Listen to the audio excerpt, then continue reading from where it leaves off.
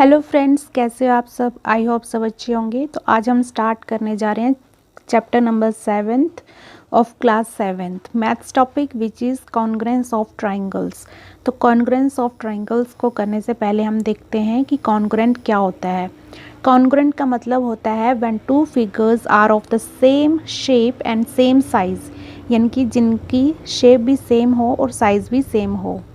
यानी कि अगर ये वाली शेप है इस तरह से तो इसकी भी ऐसी ही शेप होगी। साइज़ इसका इतना है, मतलब इसके अगर मेज़रमेंट सेम है, इसके जो मेज़रमेंट होंगे इसके भी वही मेज़रमेंट होंगे, तो उसे हम बोलते हैं कॉन्ग्रेंट। नेक्स्ट है हमारे पास कॉन्ग्रेंस। कॉन्ग्रेंस क्या होता है? The congruence of line segment. हमने किस किस के बारे में करना है कॉन्ग्रेंस के लिए? लाइन सेगमेंट के लिए, एंगल्स के लिए, स्क्वायर्स के लिए, रेक्टेंगल्स के लिए, फिर ट्राइंगल्स के लिए। ठीक है, तो अब हम इसको बारी बारी पढ़ेंगे। और कॉन्ग्रेंस का जो सिंबल होता है वो क्या होता है? दिस इज इक्वल्स टू और ऊपर एस टाइप होता है, यानी कि इसका मतलब होता है इक्वल और सिमिलर, यानी कि ये इक्वल और सिमिलर या फिर इज कॉन्ग्रेंट टू।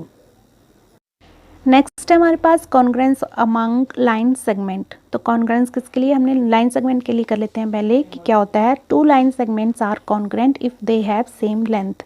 दो लाइंस कॉन्ग्रेंट तभी हो सकती हैं जब उनकी सेम लेंथ होगी।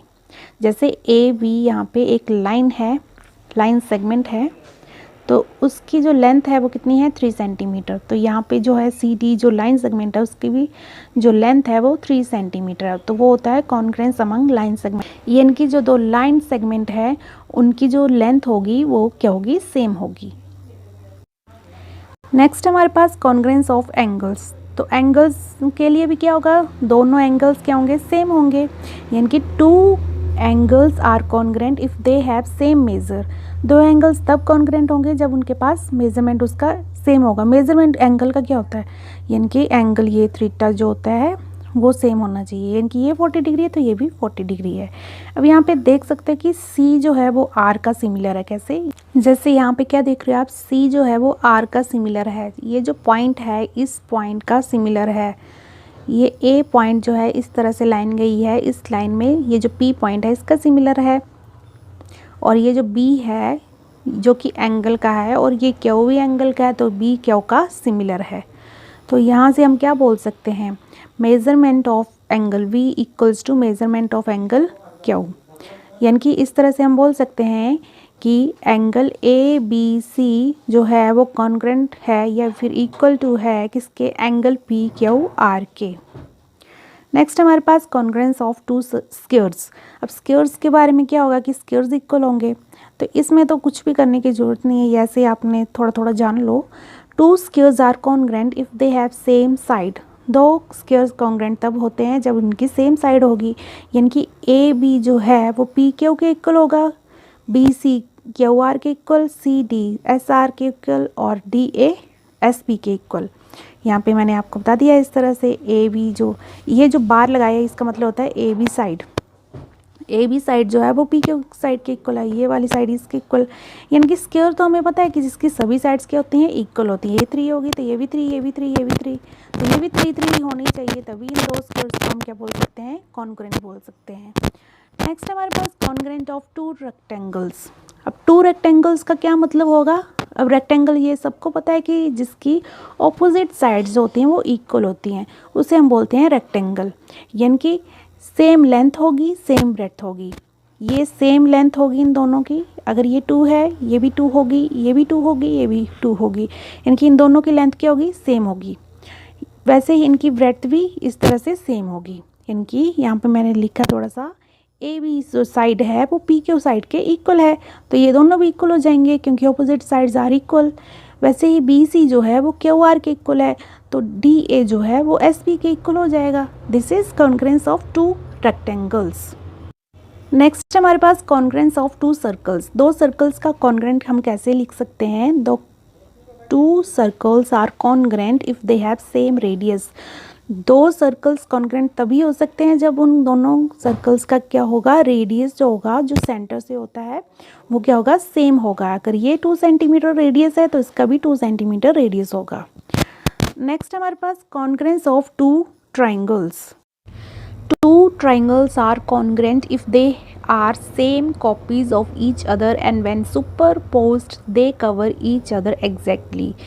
दो ट्राइंगल्स कब सेम होंगे, वैसे ही होगा कि यानी कि ए बी जो लेंथ है वो पी के होगी, इक्वल हो जाएगी। ए सी जो है वो बी सी, ये ए सी जो है वो पी आर के इक्वल हो जाएगा, बी सी जो क्यू आर के इक्वल हो जाएगा।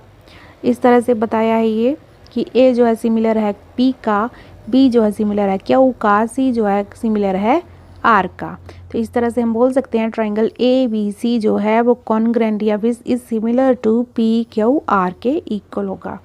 और इस लाइन का मतलब ये है कि इस तरह से एक ट्राइंगल जो है जब इसके ऊपर रखा जाएगा तो इनकी सेम होने चाहिए, सेम कॉपीज होने चाहिए। जब इसको सुपर इम्पोज करोगे तो ये कवर कर देगा। जब इस ट्राइंगल को इसके ऊपर रखेंगे तो इस नीचे वाले को कवर कर देगा, हमें ये दिखाई नहीं देगा, हमें तो ए बी सी दिखाई देगा इस तरह से।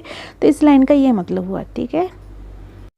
यहाँ पे ये भी देख सकते हैं कि कॉरस्पॉन्डिंग वर्टिसेस क्या होंगी, ए पी, ए और पी वर्टिसेस इक्वल हैं, बी और क्यू, सी और आर। कॉरस्पॉन्डिंग एंगल्स क्या होंगे, एंगल ए एंगल पी। इस तरह से ये जो angle A angle P angle B angle Q angle C angle R, मतलब इस तरह से ही समझ रहे हो ना आप। और कॉरस्पॉन्डिंग साइड्स क्या होंगी, ये वाली साइड इसके इक्वल, ये वाली इसके इक्वल, ये वाली इसके इक्वल। तो ये आपने देख लेना है। नेक्स्ट है हमारे पास साइड साइड साइड यानी कि एस एस एस। इसकी फुल फॉर्म क्या होगी, side side side. If three sides of one triangle are equal to three sides of other triangle, यानी कि इस ट्राइंगल की जो तीनों साइड्स हैं इस ट्राइंगल के तीनों साइड्स के इक्वल होनी चाहिए। किस तरह से, ए बी जो है वो पी क्यू के इक्वल है, हाँ जी। ए सी जो है वो पी क्यू के इक्वल है, ये भी है, सॉरी पी आर के इक्वल है, ये भी है। बी सी जो है वो क्यू आर के इक्वल है, ये भी है। तो इस तरह से हम बोल सकते हैं कि ट्राइंगल ए बी सी जो है वो कॉन्ग्रेंट है पी क्यू आर के। अब है एस ए एस यानी कि side angle side. If two sides यानी कि दो साइड जो होंगी और एक एंगल जो होगा ट्राइंगल का वो इक्वल हो जाएगा दूसरी साइड के ट्राइंगल का और एंगल का। समझ आया कैसे? ये जो बी ए लेंथ है वो किसको कॉरस्पॉन्ड कर रही है, पी क्यू को कर रही है। इस तरह से ए सी जो साइड है वो किसको, पी आर को कॉरस्पॉन्ड कर रही है। तो इस तरह से हम क्या बोल सकते हैं, एंगल बी ए सी जो है वो कॉरस्पॉन्ड कर रही है क्यू पी आर को, और बस यही हुआ। तो इसका क्या मतलब हुआ, समझ आया कुछ? साइड एंगल साइड यानी कि साइड फिर एंगल फिर साइड, पहले साइड बनी है फिर एंगल बना है फिर साइड बना है, तो इसे हम बोलते हैं एस ए एस यानी कि साइड एंगल साइड। नेक्स्ट हमारे पास एंगल साइड एंगल। अब एंगल बनना चाहिए पहले, फिर साइड, फिर एंगल बनना चाहिए। तो यहाँ पे किस तरह से बनेगा, if two angles and side of one triangle are equal, यानी कि ये जो साइड है ये दोनों की इक्वल होनी चाहिए, इन दोनों ट्राइंगल्स की, और दोनों एंगल एक दूसरे के इक्वल होना चाहिए। समझ आया कैसे? ये जो सी ए बी है वो किसके इक्वल होना चाहिए, आर पी क्यू के, ये एंगल एक आ गया। फिर लेंथ लेंगे हम, ए बी जो है वो पी क्यू के इक्वल आना चाहिए, ये साइड आ गई हमारे पास। फिर ए बी सी जो एंगल है वो पी क्यू आर के इक्वल होना चाहिए। तो समझ आया कि पहले क्या होगा, एंगल होगा, फिर साइड होगी, फिर एंगल, इन दोनों ट्राइंगल्स का सेम आना चाहिए। तो उसे हम बोलते हैं एंगल साइड एंगल। नेक्स्ट हमारे पास right angle hypotenuse side, RHS की फुल फॉर्म क्या होगी, राइट एंगल फिर हाइपोटेन्यूज फिर साइड। इसका ये मतलब नहीं है राइट हैंड साइड, इसका अलग से मतलब होता है राइट एंगल। तो right angle, two right angles, दो राइट एंगल होंगे, यानी कि राइट एंगल क्या होता है, 90 डिग्री जो कोण बनाता है उसे, या फिर परपेंडिकुलर भी बोल सकते हो आप। तो two right triangles are congruent if the hypotenuse and one side of the one right angle triangle are equal to the hypotenuse and one side of another right angle triangle। AB जो है, ये जो AB है वो PQ के equal है, तो यानी कि हाइपोटेन्यूज आ गई, यही बोला है ना कि अगर हाइपोटेन्यूज आ गई इक्वल और one side of the one right triangle, यानी कि ये वाली साइड इसके इक्वल आ गई, यानी कि 90 degree 90 degree, angle C angle R के इक्वल आ गया 90 डिग्री, तो उसे हम क्या बोलेंगे, राइट एंगल हाइपोटेन्यूज साइड, यानी कि 90 डिग्री भी इक्वल होगा और हाइपोटेन्यूज भी इक्वल होगा, उसे हम बोलेंगे RHS। नाउ नेक्स्ट हमारे पास क्यूज के क्वेश्चंस हैं कुछ। तो फर्स्ट क्वेश्चन हमारे पास, 2 line segments are congruent if, 2 line segment तब होंगे कॉन्ग्रेंट कब, जब उनके पास क्या होगा, सेम एंगल होगा। क्या कभी लाइन में एंगल होगा नहीं, कभी लाइन में हाइट होगी नहीं, तो लेंथ ही होगी ना, इसकी अगर 3 सेंटीमीटर लेंथ है तो इसकी भी 3 सेंटीमीटर लेंथ होनी चाहिए। तो 2 लाइन सेगमेंट कॉन्ग्रेंट तब होते हैं जब उनके पास सेम लेंथ हो, इसलिए ये वाला ऑप्शन राइट होगा। नेक्स्ट क्वेश्चन है, इफ ट्राइंगल DEF, यहाँ पे DEF एक ट्राइंगल है इस तरह से, वो कॉन्ग्रेंट है एंगल इस ट्राइंगल के ACB ट्राइंगल के कॉन्ग्रेंट है, तो हमें ये बताओ then the part of triangle ACB, कौन सा, ACB ट्राइंगल का जो पार्ट है उसमें उसके साथ कॉन्ग्रेंट ये कॉरस्पॉन्ड करेगा एंगल F, किसको, ये जो एंगल F है दूसरा ट्राइंगल का, इस ट्राइंगल के किस पार्ट को, किस साइड को कॉरस्पॉन्ड या फिर कॉन्ग्रेंट करेगा या फिर सिमिलर होगा, तो कौन सा होगा बताइए। ये जो एंगल F है ये एंगल B के नहीं होगा क्या कॉरस्पॉन्ड, जैसे एंगल D एंगल A के कॉरस्पॉन्ड है, एंगल E एंगल C के कॉरस्पॉन्ड है, तो एंगल F किसके कॉरस्पॉन्ड हो जाएगा, एंगल B के। तो हमारे पास ऑप्शन क्या आ गया, एंगल B।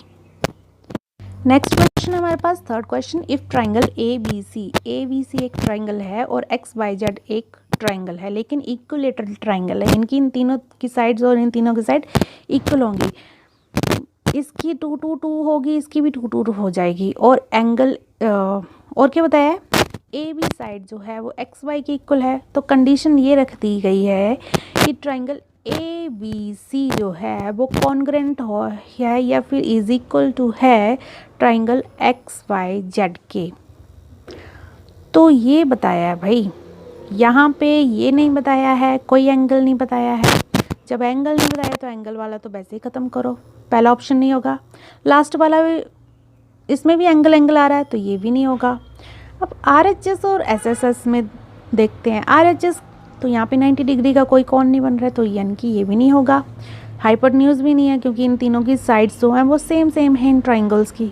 तो यहाँ पे कौन सा अप्लाई हो रहा है, कौन सी कंडीशन, साइड साइड साइड, यानी कि AB साइड जो XY के इक्वल है, BC साइड जो है वो YZ के इक्वल है, और AC साइड जो है XZ के इक्वल है, तो इसका कौन सी कंडीशन होगी, SSS। Now question number 4, if triangle ABC, इस तरह से एक ट्राइंगल है ABC और ट्राइंगल DBC, क्या है, ये सेम बेस पे है, सेम बेस कौन सा है, ये वाला बेस, ये जो BC है इसी पे दोनों ट्राइंगल्स बने हैं।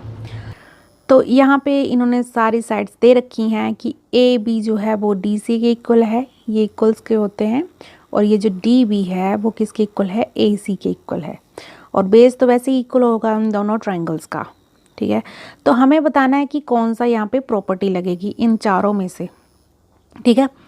तो मैं आपको बहुत ही सिंपल सा तरीका बताती हूँ, जैसे मान लो यहाँ पे मैंने करना है कि AB से स्टार्ट हो रहा है ना, हाँ जी, तो AB से स्टार्ट हो रहा है, यानी कि ये वाला एक एंगल हमने ये देखा, ये किसके इसके तो नहीं होगा, ये वाली लेंथ नहीं इक्वल है, ना ही ये DC के इक्वल होगा ना, ये ABDC यहाँ पे दिख रहा है, AB DC नहीं दिख रहा है, ये तो DB के इक्वल कर दिया, तो ये तो नहीं होगा।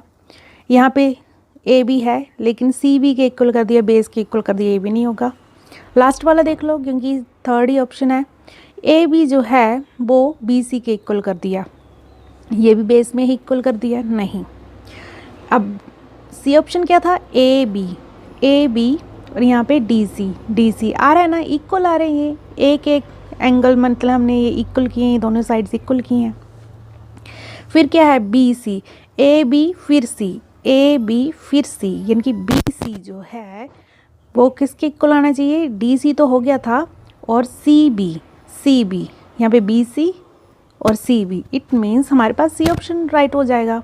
ये वाली जो साइड है, ये वाला जो ट्राइंगल है इस तरह से, ये किसके इक्वल हो जाएगा, डी सी बी के।